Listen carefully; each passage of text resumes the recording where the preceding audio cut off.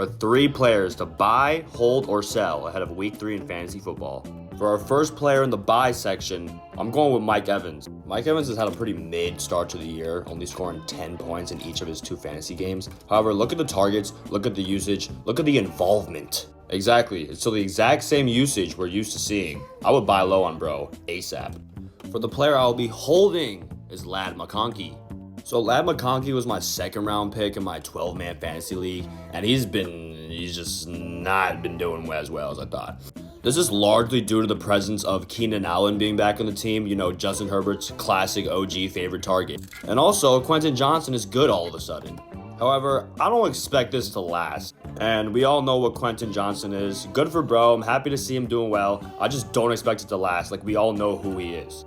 And as for Keenan Allen, yeah, he's good. He's still Justin Herbert's favorite target, OG target for a reason. However, he is old. They just signed him on a 1-year veteran deal. He's gonna get involved, but trust. So just hold Ladd, and you're gonna get rewarded. I feel it. Just trust, okay? And for my third player that I'm going to be selling, Jacory Krosky Merritt.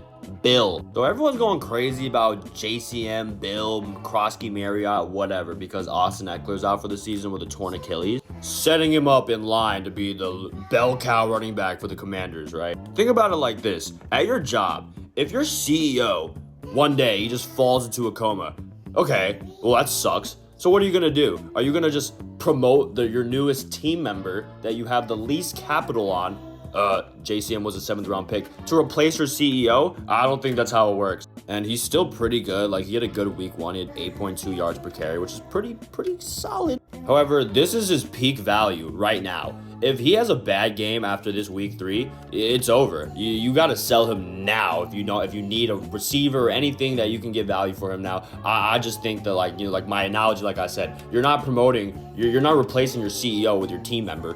Well, that's all I got for you guys today. Let me know what you guys think. Anyone disagree, please let me know.